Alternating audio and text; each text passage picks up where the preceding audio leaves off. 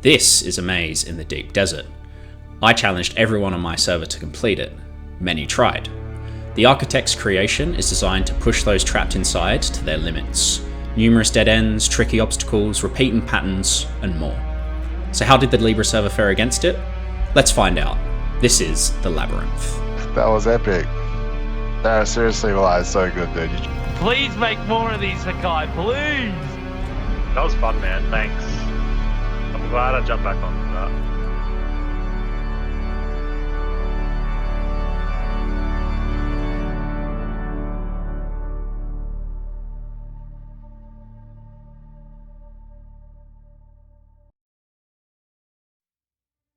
While I ran my Melange Empire last week, I had plenty of time to consider various types of content possible in Dune Awakening. After I fiddle around with piece placements, I figured it would be fun to construct a maze. And not just a standard 2D style maze, but a labyrinth that utilised all dimensions and tricky piece placement to make completing it a struggle. I initially picked a plot in the centre of the action on the edge of the PvE area, but I had to switch this up not long after because I'd made a mistake with building above an area where NPCs spawn.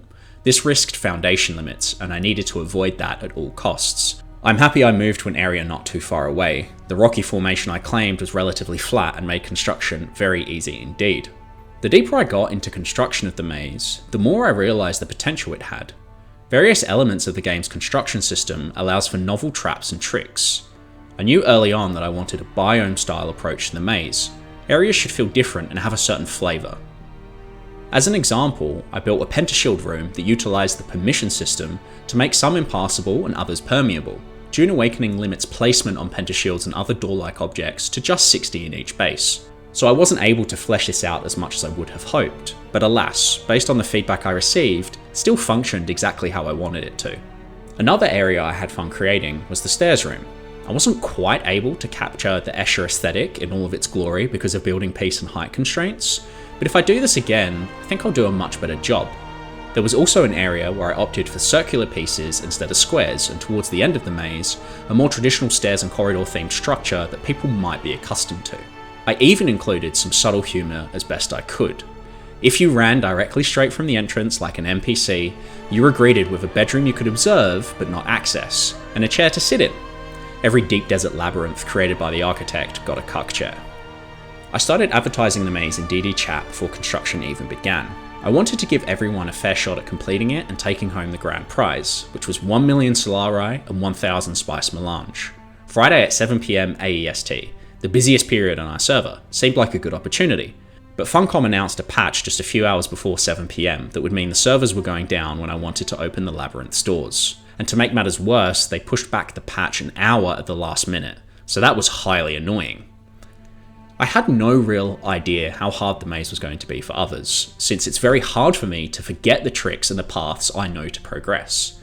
There were a few difficult areas and elements that I knew would stump many folks, but I actually made a mistake after opening. A way to bypass around half of the maze's difficulty was accidentally left in, but I only have myself to blame for that, and I still rewarded the person who cracked it first, MadMat27, with the full prize. He informed me after that he'd played Meet Your Maker before, and according to Steam, it's a building game where you, and I quote, build fortresses of devious death traps, or take on those built by others. He'd been practicing. MadMat27 completed my labyrinth in just 25 minutes. But again, I had made a mistake with its construction, and it may have taken him an extra 10 or so if the shortcut wasn't there. I gave the second place finisher, Flurry, 250,000 Solari and 250 Melange. I believe he entered after I patched the maze, and it took him around 50 minutes to complete. In third place was Bersier.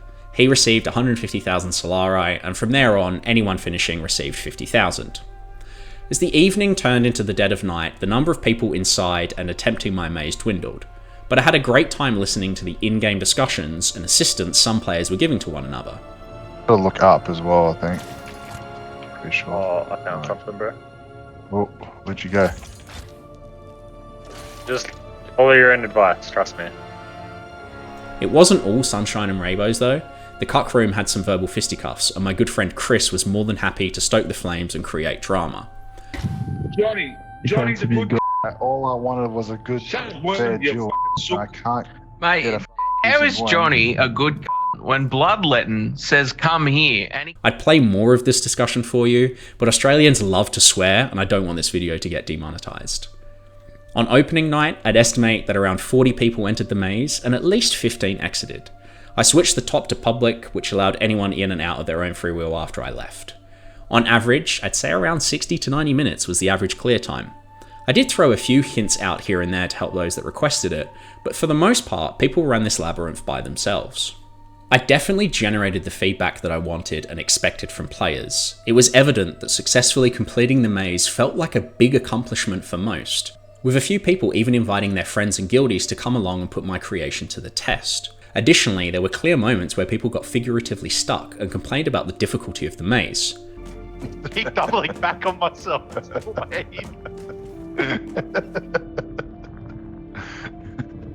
Oh, another. You are evil. God, I'm back to where I started.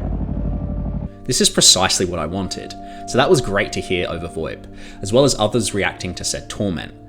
I received quite a lot of PMs over the hours and days thanking me for the construction too. It was greatly appreciated.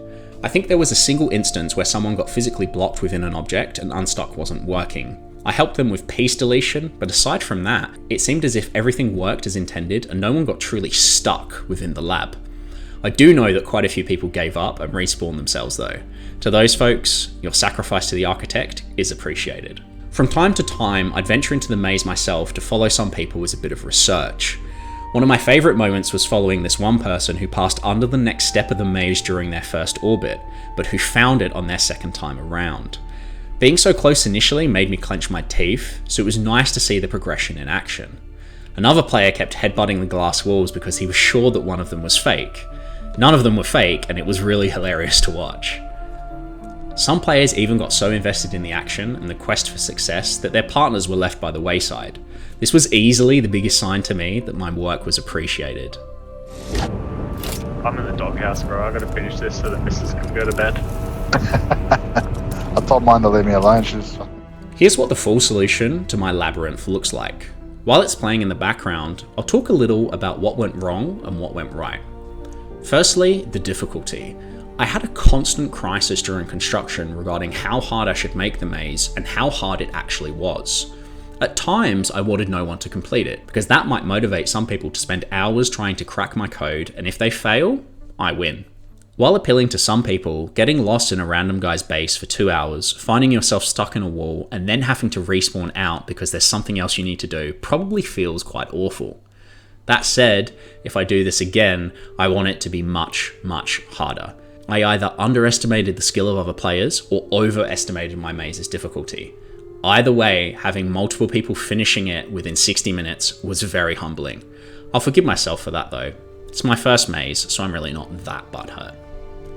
Next time, I think I'll construct the maze in my siege first, and then replicate it into the deep desert. This does come with its own set of issues, but since the deep desert is only around for a week, I felt somewhat pressured to get this done and dusted with reasonable time left over for people to explore. In total, I'd estimate that I spent around a dozen or so hours on construction. The method itself wasn't even clear to me at the time, and I tried several things out regarding structure and layout during the process that did get the job done, but not perhaps quite how I wanted it to be done. I had a few tricks and tools at my disposal, but I think with more research, I can add some features and elements that up the ante and make the maze both more fun to explore and harder to complete. I also wanted a better way of handling successful completions, but since I'm bound by the Dune Awakening engine, this isn't really on the cards anytime soon. I made the most of what I had given the constraints. I'm happy with the outcome, and if I'm honest, it went way better than I first imagined it would. I might even toy with complete darkness to force flashlight and glow sticks in some areas. Based on my testing, it's technically possible with certain piece exteriors, but I'll have to do more research on how ambient lighting works in the game. I ended up using around 3,800 of the 5,000 building piece limit, and this was after cladding the maze with pieces that weren't essential to the structure. Aesthetically, the outside was ugly and boxy, but there's something to be said about the flat utility of the structure and the horrors that are contained within. The constraints of Dune Awakening's construction system do play a role in the outside's relative unimpressiveness, but I'd be lying if I said I was happy with the building's exterior. This whole project was incredibly fun and for me, a great success. Turnout numbers were better than I expected. I did a way better job than I thought I would, and I still think there's room to take this concept to the next level. I won't guarantee it will happen anytime soon, but if it does happen, you better believe that I'll be gunning for the complete failure of everyone who challenges the architect. I was bested this time, but I'm sure I'll have the last laugh. Thanks for watching, and be sure to subscribe for more Dune Awakening content in future.